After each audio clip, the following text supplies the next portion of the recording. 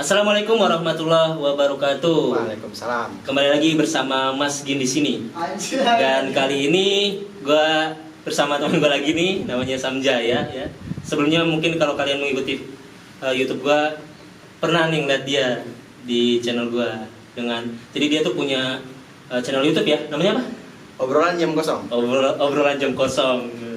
Jadi channel YouTube yang videonya diisi dengan jam-jam kosong. Itu gak sih?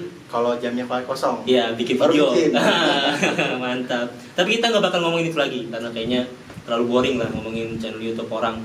Sekarang kita ada pembahasan yang menarik nih Yoi. tentang organisasi. Jadi Jaya, seperti yang kalian tahu nih, Jaya ini mantan ketua Hima di salah satu universitas. Betul.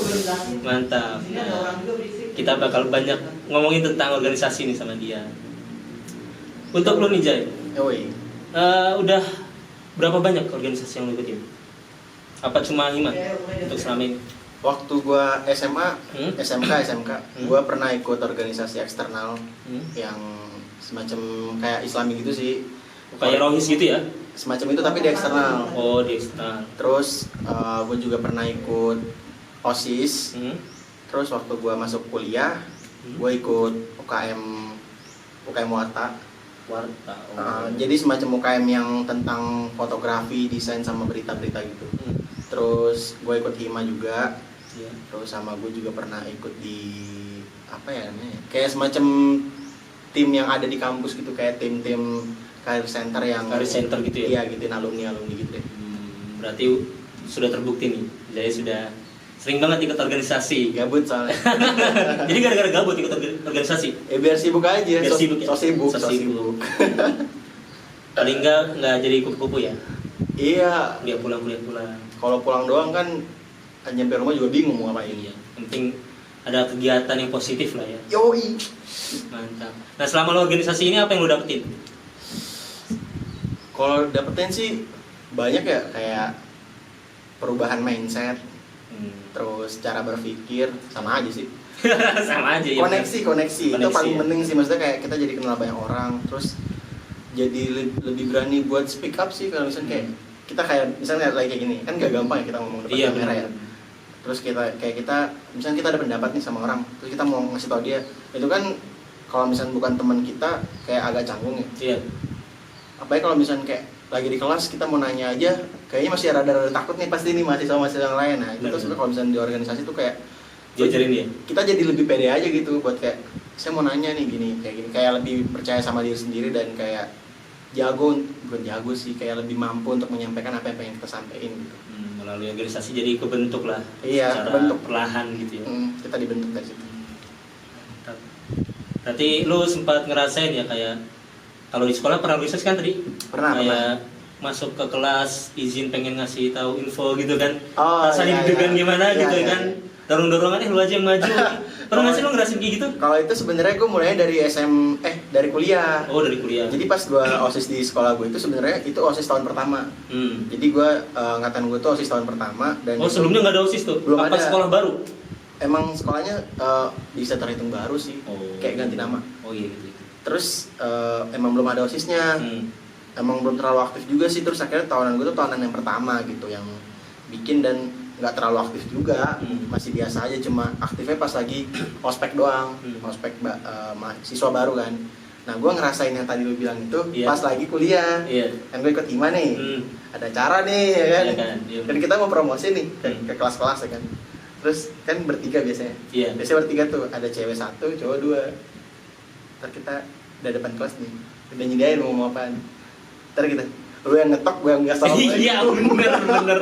Kita kayak bagi-bagi jobs ya. Iya. Lu yang ngetok, gue nggak assalamualaikum, gue yang salim ya. Beda. Bener.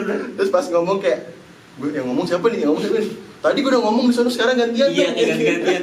Asik ya kayak gitu. Iya, cuma gimana ya? Deg-degan sih. Iya. Kayak cuma lama-lama kayak asik aja gitu. Lagi mahasiswa ya. Iya. Kalau ketemu dosen kadang kita ada rasa deg-degan. Iya, minder takut. juga. Takut salah ngomong. Benar. Lagi biasanya di ruang lingkup dosen tuh ada aja yang ngomongin gitu. Oh, ini mahasiswa gini. Serem juga gitu loh jadi. Tahu-tahu aja. Tahu-tahu aja. kan jadi ngeri kan. Nah kalau lu mendengar pendapat orang, ikut organisasi sama enggak sama aja, toh nggak menjamin seseorang itu sukses. Nah gimana tuh Jay menurut lu? Bener sih, Bener ya? sebenarnya gue juga karena gue ikut organisasi belum tentu gue ntar di masa depan bakal sukses kan. Karena jujur aja jalan sukses orang-orang tuh beda-beda. Cuma yang gue tahu ketika kita gabung organisasi tuh ada banyak hal yang gak kita dapetin kalau kita nggak ikut organisasi gitu. Contohnya koneksi, terus lingkungan baru, terus yang tadi tuh mindsetnya, terus mentalnya juga, mental orang organisasi sama enggak tuh beda gitu. Kadang kalau lu di dunia kerja ini lu tuh bisa bedain mana orang yang bisa diajak kerja sama, mana enggak. Nah lu kan kalau udah kerja nggak mau ya, kalau lu bukan pengusaha atau enggak pasti butuh yang namanya kerja sama.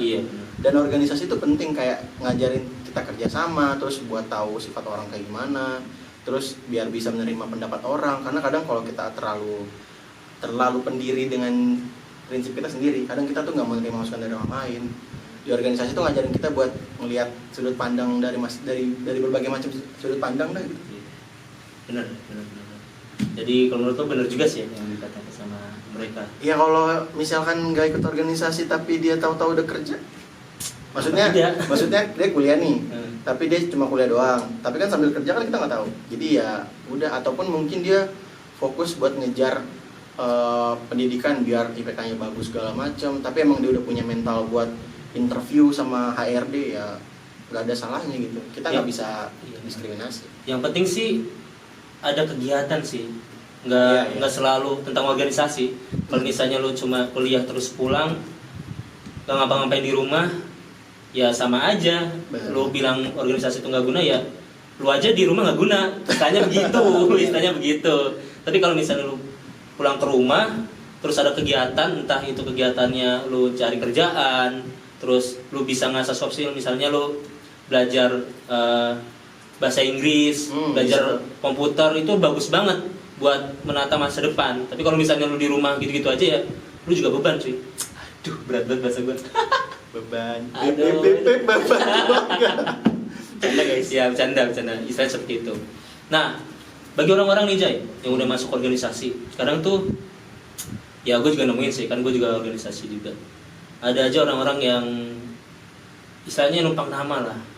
Kayak jarang banget kontribusi, kadang hilang, kadang ada, kadang dia nggak ikut rapat tapi di kegiatannya ikut gitu loh. Gimana pendapat tentang hal tersebut? Menurut gua ketika ada orang yang pengen gabung organisasi ya, dengan dia mau ikut aja tuh sebenarnya udah nilai plus sih. Bagus ya. Nah, masalah dia keaktifan di dalam organisasi itu sebenarnya dari organisasi sendiri gimana. Dari orangnya tuh ada masalah atau enggak. Mungkin ya kayak dulu udah ikut organisasi nih, udah semangat, tahu-tahu ada si A atau si B nih yang tadinya lu ada masalah personal, kan bisa jadi kayak gitu. Tapi kalau emang dasarnya kayak cuma buat numpang nama doang, gimana ya, percuma aja gitu. Karena nanti kalau misalkan nih, misalkan contohnya gue nih ikut organisasi kan, terus gue punya jabatan lah contohnya, misalkan ketua apalah, terus tahu gue cuma numpang nama doang nih, nggak terlalu banyak kontribusi. Ketika nanti itu kan akan masuk di CV kita nih. Iya. Itu tuh akan bakal ditanyain sama HRD sebenarnya. Oh gitu ya. Bisa jadi, kan kita nggak tahu ya HRD akan nanya apa. Tapi kemungkinan pasti bakal ditanyain sih biasanya. Kayak, ini kamu pernah jadi ketua ini nih, emang kamu ngerasain jadi ketua gimana? Terus kamu ngapain aja gitu? Kan kalau misalkan teori doang orang bisa ngomong ya. Tapi kalau misalkan berdasarkan dari pengalaman, cara ngomongnya tuh beda. Dia bakal ngejelasin konsepnya, terus effort dan perjuangannya kayak gimana, kayak gitu sih. Beda sih orang yang jelasin dengan teori sama pengalaman tuh beda. Kalau menanggapi kayak apa ya, yang orang yang cuma numpang nama ini Jay, sebenarnya dia tuh gimana sih maksudnya? Gue nggak ngerti tuh cara mengatasi mereka. Apakah kita harus ngasih tahu, lu salah loh gimana? Kalau misalkan kita bilang dia salah kan kita juga belum tentu kita benar ya. Iya. Cuma ada baiknya sesama, misalkan kebetulan yang nggak aktif itu teman kita, atau misalkan satu divisi sama kita nih, misalkan satu kerjaan lah gitu. Ya kita biasanya sih pendekatan sih, kayak kita ngedeketin dia dulu, karena biasanya orang-orang tuh baru mau ikut ketika lingkungannya udah sesuai sama dia. Ada beberapa orang yang nggak bisa beradaptasi sih, kayak ruangannya tuh harus hijau baru dia hijau, karena dia emang udah hijau kan, nggak bakal, kalau ruangannya merah dia susah buat gabung gitu. Iya sih. Cuma di ujung aja nggak bisa kelihatan kayak gitu. Nah makanya pendekatan tuh penting. Terus juga ada apa ya, kayak sistem kita lagi deketin cewek aja. Asik. Gimana tuh? Makanya ya kenalan, terus deket, terus kayak nanya-nanya, terus udah tahu kayak gini-gini, oh ternyata dia masalahnya ada ini, udah kita bantu buat ngomong sama ini, ternyata kita harusnya organisasi kita bisa lebih fleksibel loh, kita lebih kayak gini aja nih, biar yang lain siapa tahu karena dia nggak aktif, akhirnya dia jadi aktif, terus karena kita udah dia aktif, ternyata hal itu membawa perubahan kepada organisasi kita, akhirnya banyak anak-anak yang lain yang tadinya anti jadi gabung, karena kayak ngeliat, wah ini organisasinya gini loh, karena biasanya organisasi yang bakal terlihat sama orang-orang tuh organisasi yang bisa apa ya, bisa improve sama perubahan sih, kayak terus juga bisa terlihat eksis dan keren gitu, nggak cuma organisasi yang kaku dan segala macam, harus keren sih. Orang-orang sekarang tuh kayak pengennya organisasi yang bikin nama mereka naik gitu. Kadang sih beberapa orang sih gitu. Iya, banyak banget sih ya, kayak orang-orang tuh masuk ke organisasi awalnya tuh semangat Jay, tapi lama-kelamaan kayak kendor terus hilang gitu. Bener. Ada juga orang yang punya permasalahan di sama satu organisasi, tapi nggak profesional sama kerjaannya, sama yang dikerjakan di organisasi. Menurut lo gimana tuh sama orang seperti itu? Jadi masalahnya tuh nggak untuk dia, tapi dilempar ke organisasi. Kalau misalnya tadi kayak masalah personal bukan sih? Iya, kayak masalah personal. Kalau gue ya, gue dari dulu ada ketua gue yang bilang gitu, kalau misalnya kita ada apa-apa nih di organisasi, cukup di organisasi kita aja gitu. Yang tahu gitu. Ibaratnya kalau misalkan lu mau berantem, kita bukain ruangan nih, kita pinjemin ruangan, lu berantem berdua di situ. Tapi setelah dari ruangan itu udah kita temenan lagi. Jadi kayak ya udah, kita berantemnya ketika kita disuruh, maksudnya kayak kita selesai saat itu juga gitu. Ada yang jelek-jelek, ya udah kita jelek-jelekinnya di situ udah sekalian. Minimal jeleknya organisasi kita aja yang tahu. Orang lain jangan gitu. Dapur kita sendiri. Dulu ada lah ketua gue yang ngomong kayak gitu dulu ya. Jadi pembelajaran yang bagus juga ya. Iya, banyak lah pesan-pesan beliau dulu. Terus ini yang menarik sih, organisasi itu pasti juga ada alumni. Pasti. Ya kan? Menurut lu sepenting apa sih mereka dalam perkembangan organisasi ke depannya? Peran dari alumni di organisasi tersebut. Menurut gua tuh alumni tuh semacam buku pedoman. Kayak kalau misalnya kita masuk kampus pas ada buku pedomannya nih, kayak kita harus ngapain aja. Alumni itu kayak gitu. Kenapa menurut gua sih alumni penting ya? Kenapa? Di satu hal, misalkan kita jadi ketua apa nih, ketua divisi, jadi anggota, ataupun jadi ketua umum kan. Nah, mau nggak mau, yang udah pernah ngelewat itu adalah alumni. Nah, masalah yang kita jalanin sekarang, itu bisa jadi adalah masalah dari salah satu alumni kita. Kalau misalnya udah lama ya, udah agak lama gitu. Dan yang tahu jawabannya itu dan tahu cara penyelesaiannya mungkin itu dari alumni yang pernah ngejalanin gitu. Nah, cuma terkadang karena terlihat kesan alumni itu galak, kadang kita tuh sendiri kadang kayak takut gitu buat ngomong. Padahal tuh sebenarnya kalau misalkan kita padahal sebenarnya yang kita rasain saat ini adalah yang alumni kita rasain dulu pas dia ngejabat. Jadi kayak sebenarnya kita satu feeling loh, cuma nggak ada yang berani ngebuka komunikasi duluan gitu. Harus ada salah satu kayak, kalian ada apa, atau enggak kita yang dari bawah tuh ngomong, kak kita lagi butuh ini nih kak. Pasti juga alumni itu bakal ada apa. Kenapa? Karena alumni juga pasti nggak mau yang namanya organisasi yang mereka udah jaga dulu itu hancur, nggak akan mau pasti mereka juga bakal bantu sebisa dan semampunya gitu, walaupun emang caranya beda-beda setiap orang. Luar biasa. Iya gitu dah, cukup penting sih menurut gua alumni. Apalagi kalau misalnya lu ada apa-apa nih ya, kayak kak ini ada ini kak, gue ngerasain banget tuh waktu gue jadi ketua, kayak gue minta tolong sama alumni gue, kak gue lagi gini kak, oh iya gimana ada masalah apa gitu, kayak bener-bener dikasih tali buat naik ke atas gitu. Wis. Kayak gue Kita lagi terpuruk jatuh iya, nih ya. lagi di sumur nih, nggak ada tali, terus langsung ada apaan, dilemparin tali terus tarik ke atas kayak gitu. Dibantu ya. Jangan nanti lah, karena menurut gue itu semacam cahaya di saat kita gelap. Yang namanya manusia kan kita terbatas ya, butuh bantuan orang lain.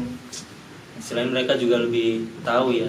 Iya, pengalaman mereka lebih banyak daripada kita. Kita jangan kalau misalnya ada orang lebih tua nasihatin kita, ya kita harus dengerin, karena kan pengalaman mereka lebih banyak ya. Jadi kayak ya kita emang harus hormatin yang tua juga. Tapi kalau misalkan ada adik kita nih yang ceramahin kita juga harus dengerin dia. Kenapa? Karena dosa dia lebih dikit daripada kita. Kita tuh udah lebih lama loh. Bisa jadi dosa kita lebih banyak. Emang iya sih kan? Gila. Jadi sadar lu. Jangan dong. Iya benar. Jadi apalagi kalau misalnya alumni kan udah kerja ya. Iya. Kalau kita butuh dana bisa bantu mungkin bisa. Jadi ya ada lah beberapa. pepet dulu. Supaya mereka bisa membantu. Itu nilai plus lainnya, nilai materinya. Dari segi materi. Kenapa? Nah, ini ada kutipan dari salah satu karakter. Ini gue pernah dengar bahwa setiap generasi akan menjadi sukses karena setiap generasi punya permasalahan masing-masing. Menurut lu bagaimana? Benar banget. Benar. Yang tadi kan gue bilang kalau misalkan mungkin aja masalah yang kita jalanin saat ini bisa jadi masalah alumni yang terdahulu gitu. Cuma terkadang ada juga beberapa masalah yang emang datang hanya di periode kita aja gitu. Di periode pada saat kita menjabat misalnya kayak corona ini mungkin. Iya benar. Kayak contohnya ya kayak pandemi ini kan. Itu kan sebelumnya belum pernah ada ya. Terus juga belum pernah ada kayak misalnya kita bikin acara online segala macem.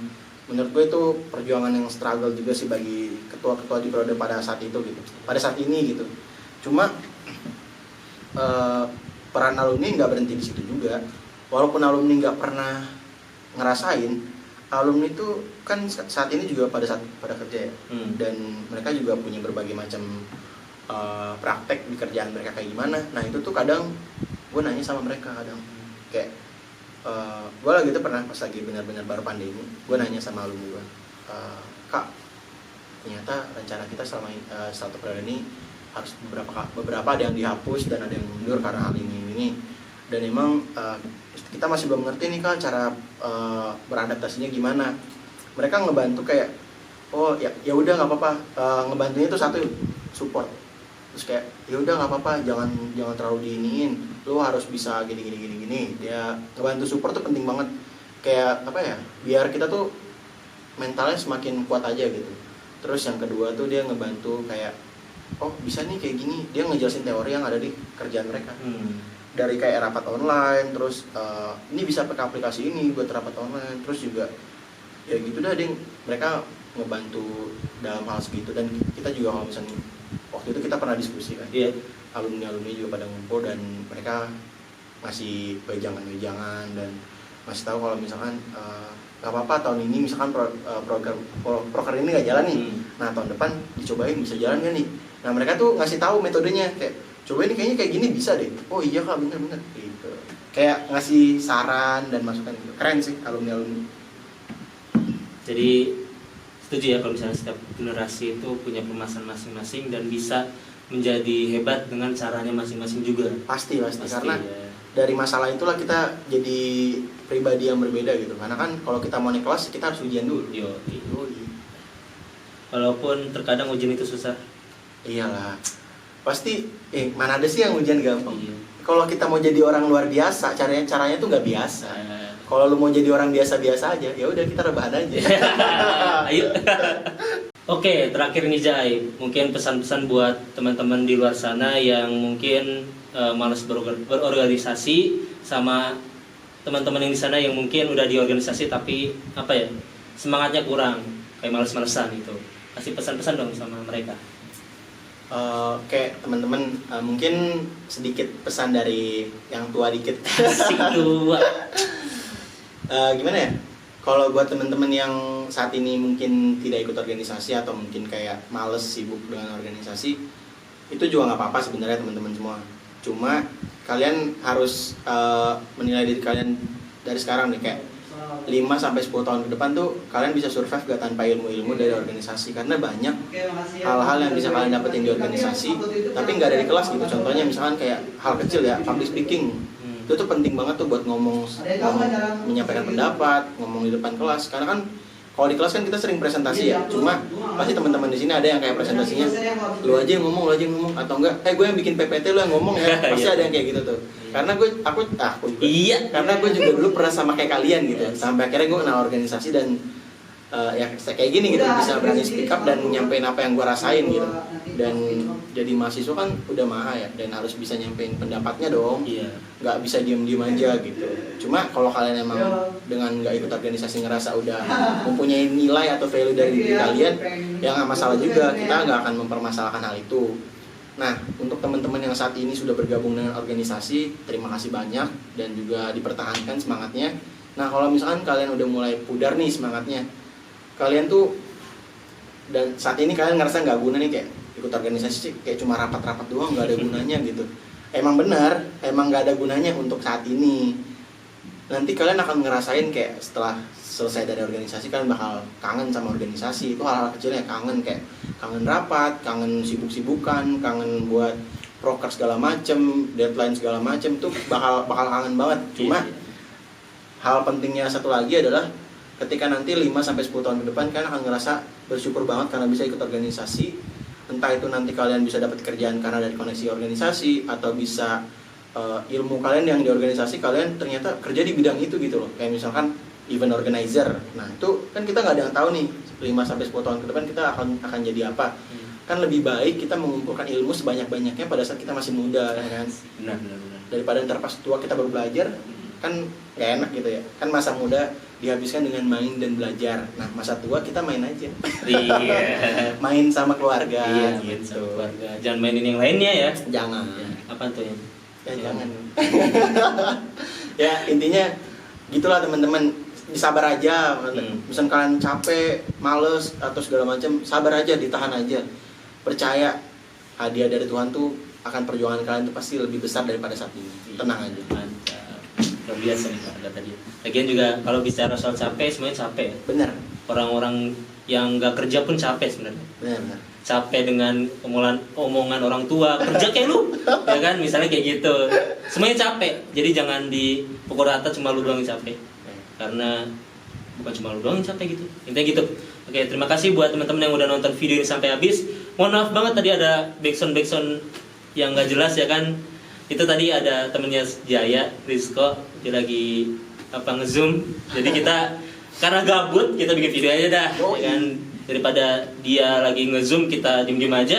Jadi kita ngobrol aja, ngobrol pinter di sini. Asik. Ngopi dong. Ngopi, bukan ngobagin dong. Aduh.